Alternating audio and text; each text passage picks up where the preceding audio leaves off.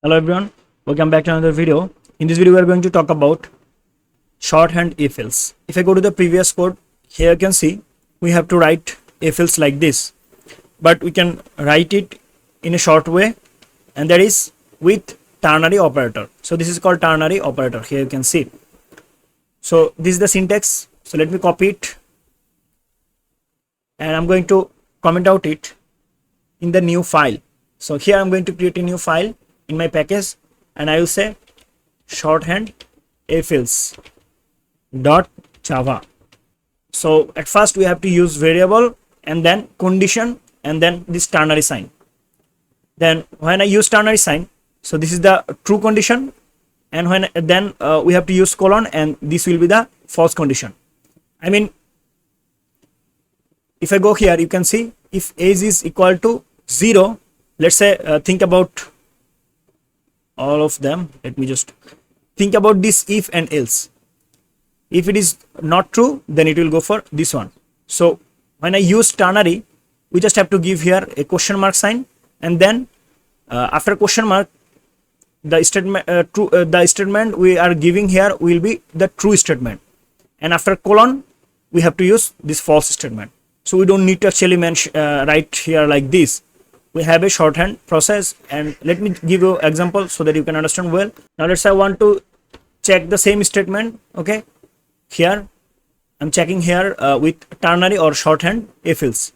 So here at first we need to set a variable, let's say age, and equal then condition. So we need to give here condition. Let's say condition will be age is greater than or equal 18, and here I'm going to use ternary operator, and then I have to print the println, I mean the string. You can enter this website, then I will use colon. If it is not true, okay, if it is not true, then we will actually show what other statement. Let's say you can't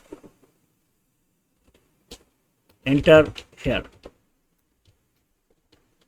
So here you can see we have we got error. Why? Because we are giving here integer variable, but we are actually containing a string on it, right? So this is not possible. So here I have to say string.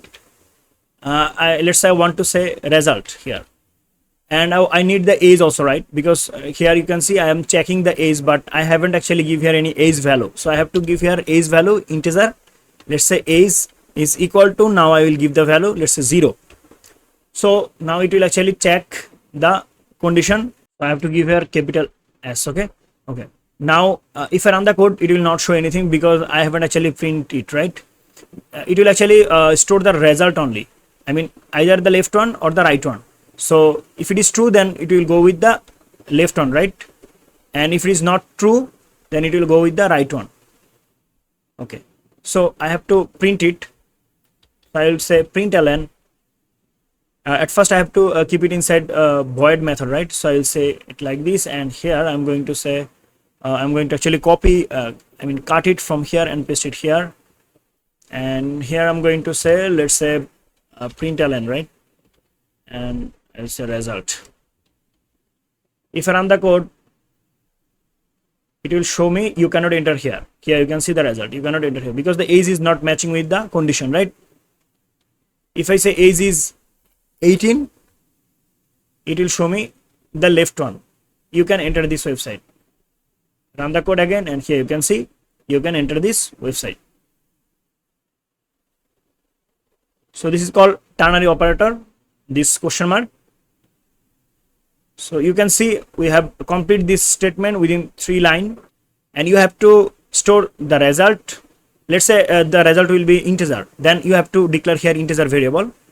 Let's say the result will be boolean, you have to set here a boolean data type. Why? Because you will actually store the boolean value, right? So you have to use boolean data type, and if it is integer, then you have to store in integer variable. All right, I hope you understand. Thank you so much for watching. See you in the next video. Till then, goodbye.